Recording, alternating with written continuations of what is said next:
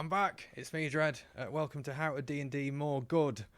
Because I thought that was a great idea for the title. Today I've got an old mate of mine from back in the day. Gray, how's it going? Pretty good, thank you. Live and kicking. We were just looking at the miniatures before. Mine are over there. I need to get the miniatures in the back. I feel left out now. Yeah, yeah. Move side to side, you can get a bit of both.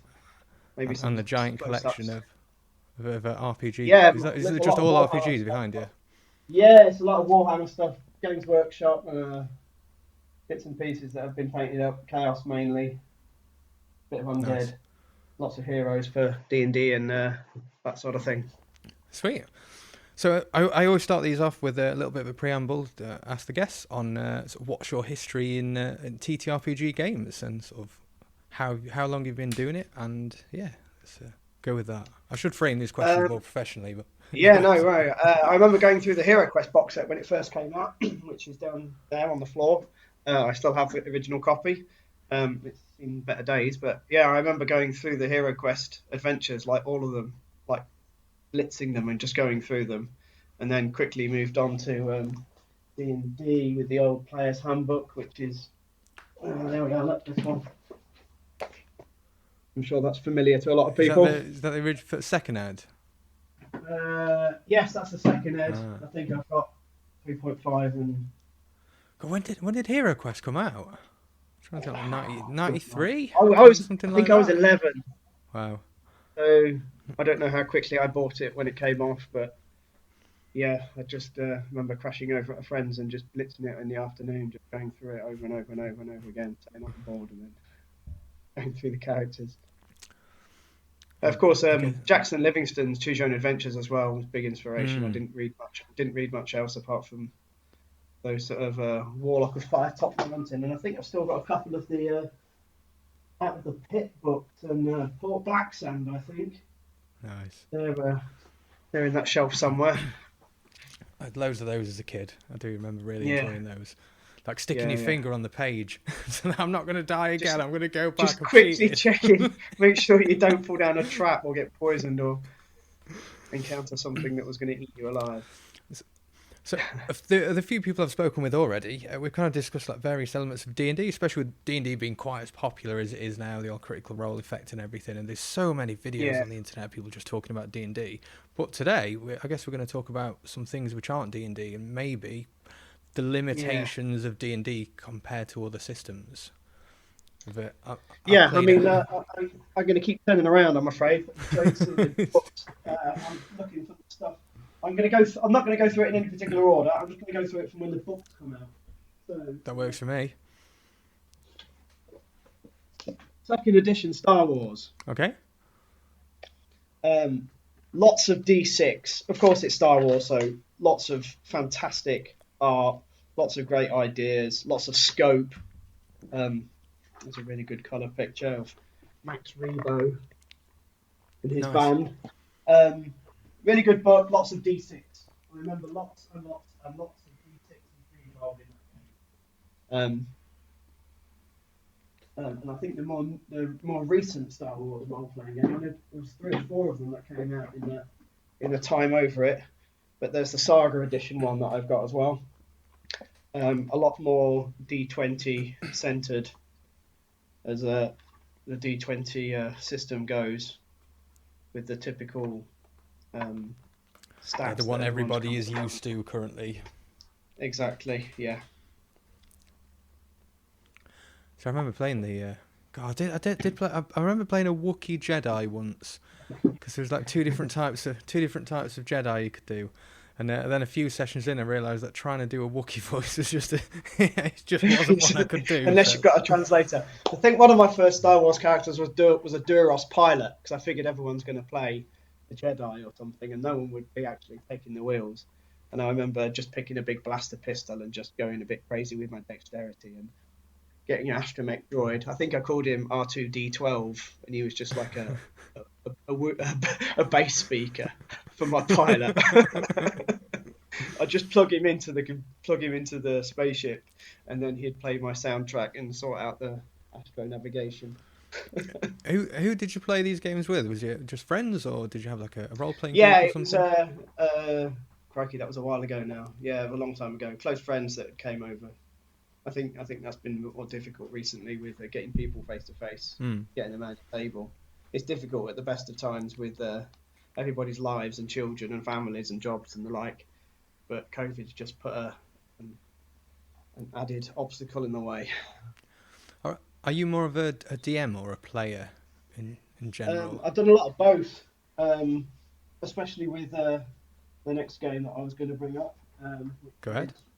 is That's um, an appropriate segue. Werewolf the Ah, yes. Apocalypse. Nice.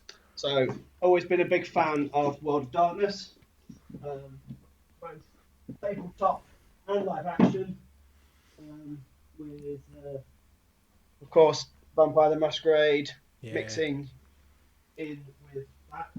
I It's did a if lot of early role play, live action role play with the Nottingham group when it started up, back when I was at university when I was 18. So a good 25 years ago or so, I remember seeking out a venue and then doing the live action game, setting it up, and that was running for a good 10 years. I think I DM'd on storytelling for 4 of those as live, Hmm. but of course there were side games as well. So we did the werewolf one.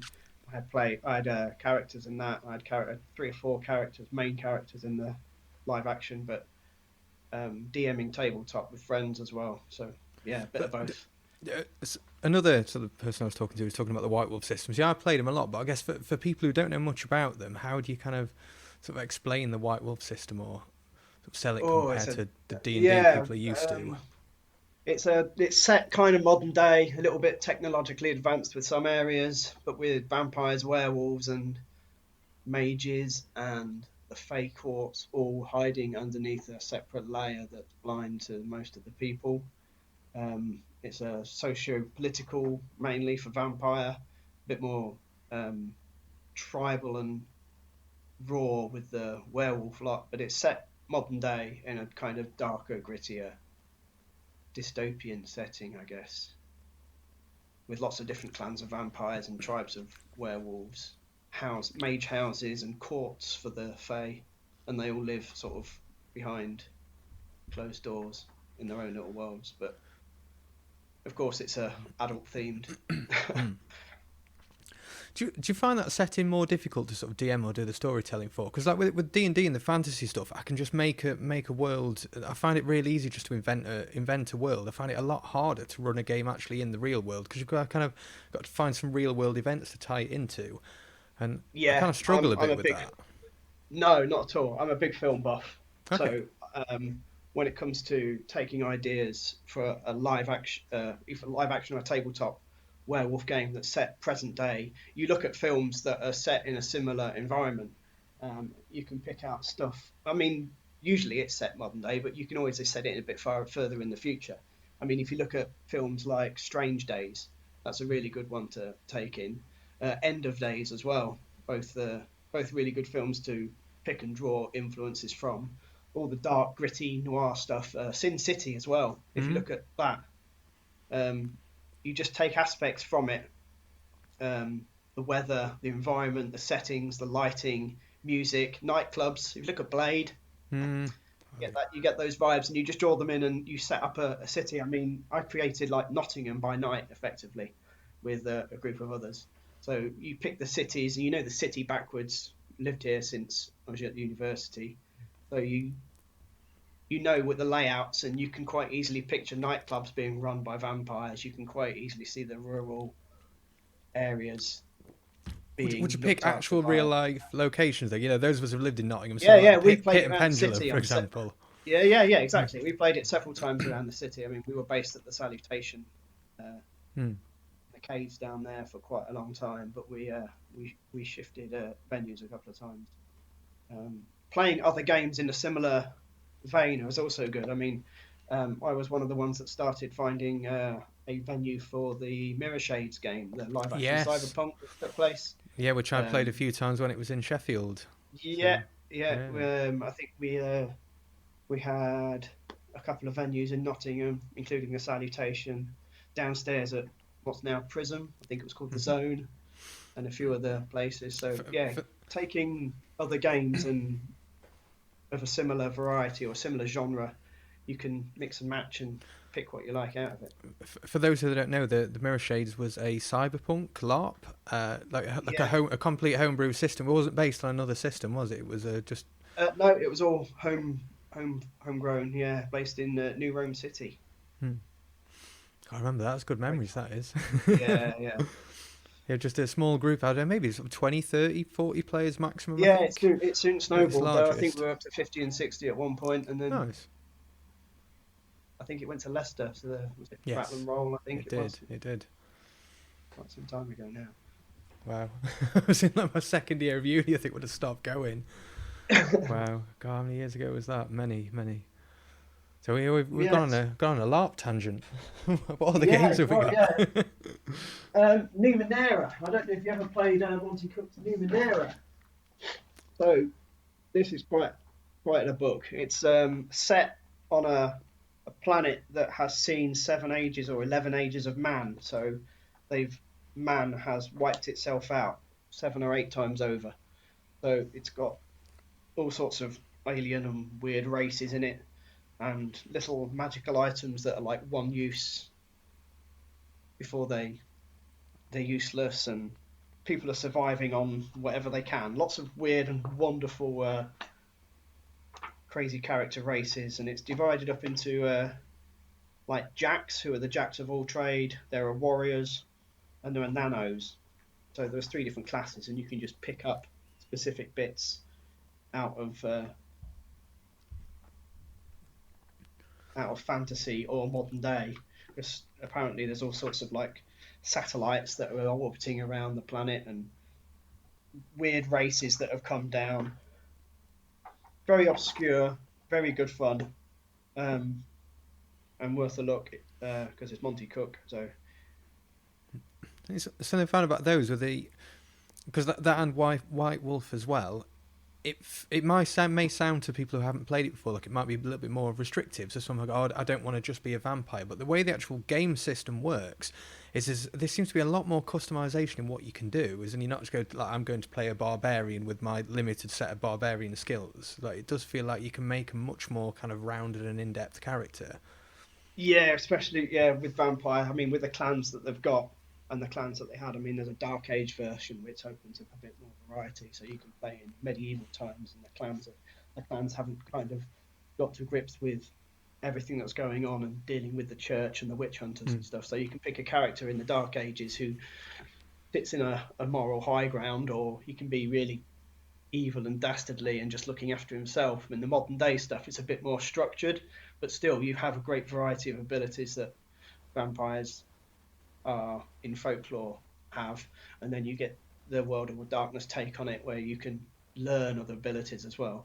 So you have your flaws and merits of one clan, but you can also draw in disciplines from others, and you can have a mighty arsenal quite I, quickly. I remember the disadvantage system. They're not. It's like I can't remember what it's called in White Wolf. It's like boons, but I remember having a vampire who had like an open wound, and you effectively had less health and could be bleeding Yeah, constantly. yeah, But you it have to heal it. gave you a bonus to other things as well. So you can see like how many negative things are going to stack on this character. Yeah, the negative I've got open traits. wound. Yeah, I've you got can buy stuff. agoraphobia. I died with the Black Plague. Yeah, they were. I mean, one of my first characters was a gangrel, so they're like an Outlanders, rough and tumble kind of gritty, bare knuckle kind of a clown that kind of look after themselves. And I mean, I survived. He was a character of mine for like 6 or 7 years throughout the whole thing, and he stayed alive. And Nottingham was quite renowned for its bloodthirsty characters, and even visitors from other cities were cautious when they got here Okay. for fear of meeting their final death. But yeah, there's the whole ability of the whole option of being able to pick flaws and merits, like acute sense of smell, Mm. or being not being able to cross running water, or being repelled by garlic, or not showing up on Nice. cameras for certain abilities. Yeah, there was a huge huge spectrum of things that you could pick and choose for your character, just to stylize it and make it your own. Did you play Hunter? You I played didn't. I Hunter. think I remember a friend of mine tried to organise a live tabletop game. I think I managed a couple of sessions before something else came up or So it was cancelled. So for those watching, so you've got things like your werewolves and your vampires, your fae, and the changelings and shapeshifters and all these sorts of things in the world. But then you can also play the hunters, who are just the really weak, bog standard humans whose job is to try and kill these super powered beings. And I remember having like my character at the time. I was really young and stupid, but his name was Rodney Hunter, and he was like a daytime TV presenter by day, and then a vampire hunter by night, with improvised weaponry, and his main weapon was a cordless power drill. great. Yeah, I mean, some of those hunter powers, they say that they were quite weak, but some of them were absolutely incredible. Some of them were gifted with like ESP or empathy or astral projection, but as soon as you started touching on the church stuff, they became really, really Hmm. powerful. Like all the faith. I mean, faith was a big thing that was uh, very anti-vampires with the church and the Inquisition. Of course, it haunts them from back in the day when they they suffered at the hands of the church. But yeah, some of those abilities got quite powerful later on with dealing with sunlight and all sorts of stuff, where you can Nice. take on vampires without really much of a threat. But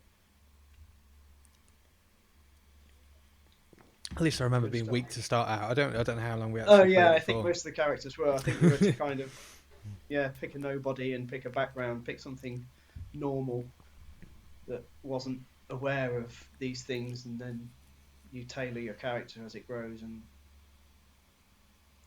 fight back the darkness. There's a you were talking about how it's difficult to get people around a table now. So I know a lot of people Yeah. have been playing things like D&D Beyond and the Roll20, and all the Yeah, D&D the Wizards of the Coast stuff is very well represented online. Like is kind of the same be said for a lot of these other systems? Is it? not so much. I mean, yeah, not online particularly. I know that computer games have been a bit more D&D or role playing orientated. I mean, with especially with Pathfinder and Kingmaker. I don't know if you ever Yes. played any Pathfinder. Hmm. Pathfinder I came onto when what was it? I think I've been playing D&D Fifth Ed for about 3 years now. But before that, for a good 5 or 6, Pathfinder was Mm. our main source. And then, of course, Kingmaker came out on Steam and PC. Um, but I've also seen a recent werewolf game. I think there's another werewolf game that's Nice. sorry, a vampire game that's Mm. come out.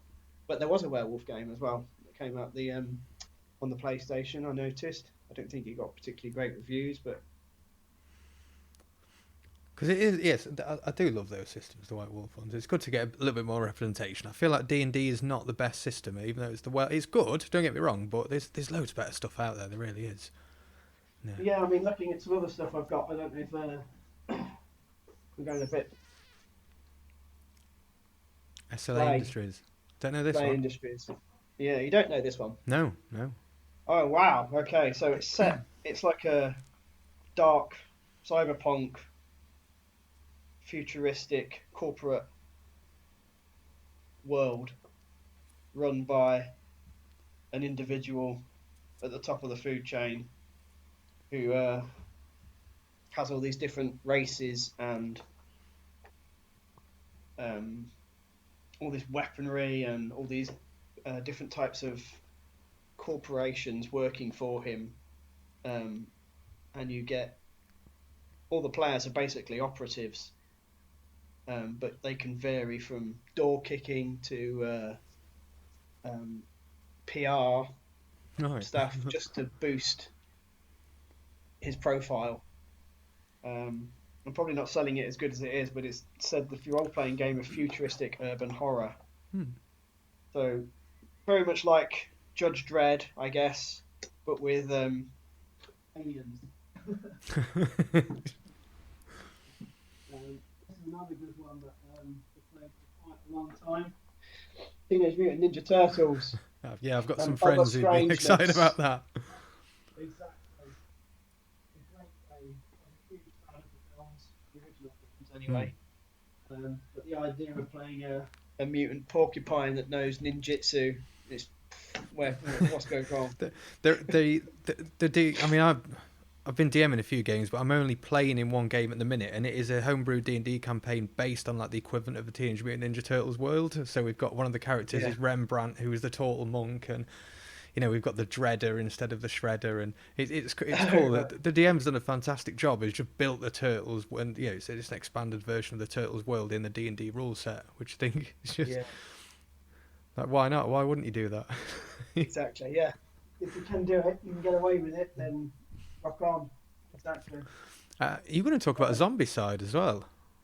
Oh, I'm going to talk about Zombicide. Yes. So Zombicide was a tile-based board game that was set modern day, where you play modern day characters um, on a board with an objective, fighting back tides and tides of everybody's favorite undead zombies. However, I got into the medieval version, which was called Zombicide Black Plague, and I played it once at a friend's house, fell in love with it, and have spent far too much money on it, um, filling out my shelf. I'm going to do a quick shot Yeah, of feel free. way, so you can see the levels that I've gone to. So there's several big box sets, and then there's all these guest box sets here that have got characters in play. And you play a survivor of a zombie apocalypse in a fantasy setting. It was a Kickstarter that came out before I got to know about it, and then quickly cottoned on and bought lots of individual bits and pieces for it. I've got a few models that I Well, like medieval yeah, lots fantasy of or like races. So kitchen sink. necromancers have taken control of the world basically, and have summoned everything from undead rats and crows to abominations and all sorts in between. And all the survivors have kind of joined up together. Of course, in various races as well. Some of them not really listed or told what they are. They're just funny looking.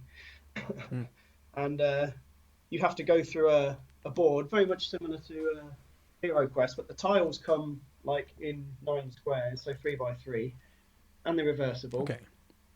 Miniatures based then. So I mean, this character here is let me just get that right. Is a dwarf character with a hammer. I've got a figure here who is more of an elven type with a bow.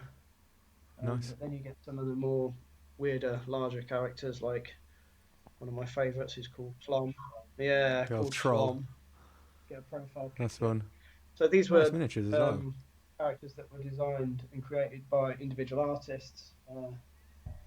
Paul Bonner, Edward Whitton, Kapinski's Stefan,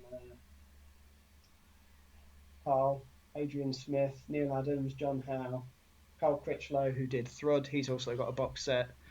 But the bad guys that have come out, I mean, the miniatures are superb. I mean, there's a necromancer, and then one of the abominations is a little bit bigger. A rat, Look at that. abomination. Yeah, and these are towering on the I love field. it. One of the dragons is, yeah. So they're nice. quite impressive figures. They're very well done. Unfortunately, I'm not a painter, so they're going to have to stay that colour for the time being. I did try painting recently, but my eyes aren't up. So is it like a cross of tabletop sort of strategy and RPG? I mean, then it's there a very bit similar of to the a Hero mix Quest, in where there? you can lay the board out, put doors on the certain rooms, and you have an objective to achieve, or a set of objectives to achieve, where you have to go to certain locations and open them. But as you're moving across the board, of course, in your turn, the zombies are also flooding onto the map. So you have to keep a steady thinning out of the zombies as they're coming onto the map. And of course, as you advance in the game, the zombies come out quicker. So you can search for items and you can open doors and you can get to the objectives, but these zombies are coming out quicker and quicker and quicker. And you have to get them done before you get chewed up and turned into a zombie yourself. Were those pre-generated Yes, characters? there's a lot of. You sort of pick which one. Come in the car, let me just find them. I was thinking, like, is there like a sort of traditional kind of sort of RPG character progression going on, or is it more of a? Sorry. On a bit here. That's right. It's me putting. Yeah, you got me. Yeah, so the characters come in. Let me just have a look at someone here. Let's take James for example. So they come in like a character card, and they've got abilities, and you can hit them up with equipment. There's a lot of people online that have done their own. You mentioned turtles earlier on. Some guys have done their turtle versions of each of the turtles and their abilities, as well as Thundercats and He-Man and all sorts of childhood stuff has all come flooding in. They've also done Massive Darkness as well. So the company that did this, Cool Mini or Not, Common, they also did a Massive Darkness, which is more of a stereotypical dungeon delve with characters. They did a crossover one with that. So yeah, it's just getting people over to play it with me. Just trying to encourage you.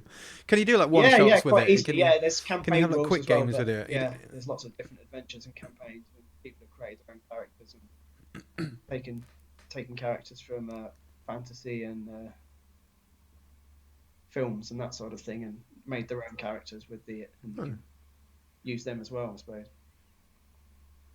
Yeah. Oh, good times. Should have done it in Nottingham anymore. I'd just pop over. You're welcome over. If you can find some guys over, I've got plenty of room now. So, I guess, how long did you say you've been sort of playing TTRPGs for? I think I was 11, so we're talking 30 odd years. 33 years or so.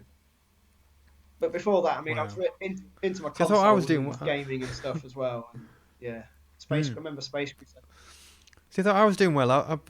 I've been DMing for 22 years, roughly, like just about to. But now I'm talking to people who are like, oh yeah, child's play. You're a beginner. Playing tabletop for Hero Quest for 33 years. Started playing D&D. I can't remember the box set, but it's the one with the red dragon on the front. I remember getting that. I think that's advanced second edition. Yeah, AD&D with all the cardboard bits and pieces. Or was that advanced first edition? Yeah, we got in it. A friend of mine bought a starter set. It was like when they used to do like the beginner sets or the basic, before they consolidated all the rules together, it was like a simple version with a map, and you could sort of run your own adventure, but it even told you what to say as the DM, like how to describe each room in the dungeon and everything. And I think he bought that on a car boot for like £5. We just used to play it all the time. Like one person played the party and the other one was the DM. And we played that for so long. I didn't even know that when you played proper D&D, you just picked a character. I was like, well, I don't want to be a fighter. I want to be a fighter. I want to be a fighter and a wizard. I remember. So no, you get one guy. TSR as well. AD&D second edition box set, Council of Worms, where you got to play a dragon. Wow. I remember that artwork as well. A lot of these cards, the old TSR pictures and artwork, all ended up on Spellfire cards, which was the lesser known Magic the Gathering.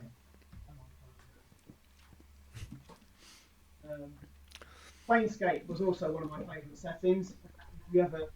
Oh, I love Planescape. Yeah, my favourite campaign setting. I said I'm going to do a video on Planescape at one point. Hellbound, Blood War, Planes of Conflict, and the box set up there. But I was a real fan of the Talitzi artwork of the Tieflings, the Cat Lords, and all the different Tenari and Beta Zoo. Big inspiration. The campaign I'm running at the minute, well, the campaign I'm running, and the one before that, because I tend to do like sort of 15-20 session block campaigns. They don't go on forever, but a few of the players are realising that they're all in the same universe, and it's effectively in Planescape, just like a very narrow view. And every campaign I do, the view kind of broadens out. They start to see how the little pieces connect together as well. Yeah, you've got. I've got Planescape maps of different continents, but all my games are set in the same world. The players don't know each other. They don't know that they're playing in another game. No. And there's been a timeline as well, weirdly. So as I've run a game, everything's like moved on a little bit more, and just all the dials have been knocked on a little bit, consequences of what previous players have done and Oh yeah. what's happened in it. I did one with without going into boring details. Like the enemies in one place had fled from an even greater enemy elsewhere, and when they found out, they kind of found out that they'd fled from this particular empire and this particular king, and they're like, oh, because their previous characters killed that king in a previous game. What Like, did we do? we're playing another game in the Have past. knock-on effects 30 years down the line. We didn't know it was a. We didn't know it was a prequel. Yeah, exactly. Oh, no, I'm in the sequel. God damn. What happened? What did I do? I've also, I think that's some.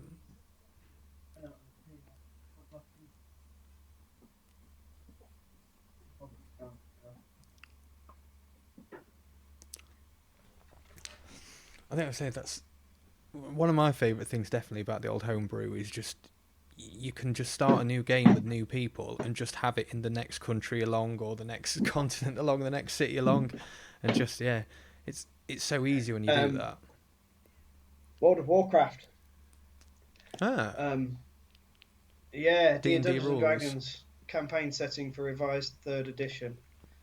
I was one of those that was hooked on Warcraft for a long time, and then the D&D came out, so I bought those books. They're quite expensive now.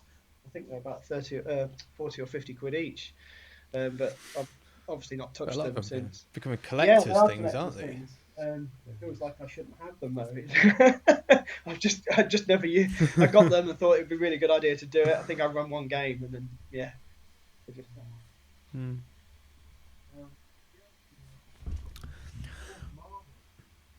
The old Marvel, which is. So that's something I've seen a few of the superhero. That's apparently becoming quite a big genre now, but I've never played it. The Red Dragon with the old Thaco. Nice, yeah. Display. Thaco back in the day. We used to play D&D before it was cool. Used to get bullied for playing D&D. Now I bet the youngsters these days bully people if they're not. I don't condone bullying. Although I'm also not your mum, so do whatever the fuck you want.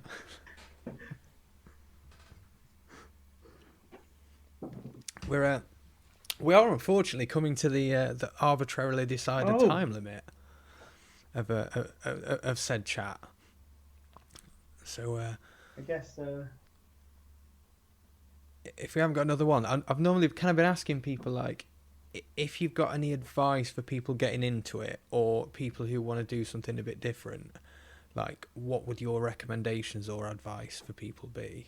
To try something different. If someone's like, find something that you like. Don't be afraid to embrace what you really like. I mean, there's so many bits and pieces here. I mean, everything from playing Spider-Man or Wolverine in your favourite Marvel setting, playing a crazy Malkavian vampire that's stuck in a lunatic asylum that's trying to get out, or playing a Jedi, playing a Sith even, playing a dwarf barbarian who's part of a tribe. I mean, there's so many. You can play a Shadowrun, for example. I mean, you can play an orc bouncer.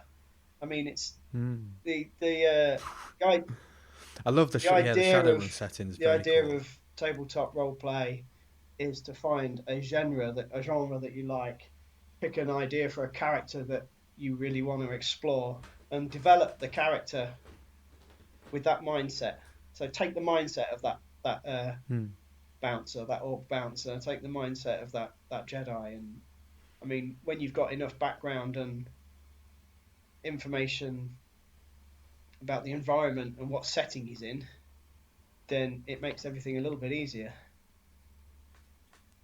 Having played for so long, it's really easy to take ideas from film, from computer games, from drawings, from other games that you like, and you can just mash them all up and find a setting or find a universe or an environment that appeals, and then run with it.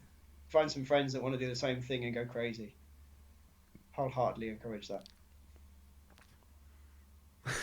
I agree entirely. Great, thanks so much for talking to me. Pleasure. I've enjoyed it. Cheers, pal. I'm going to,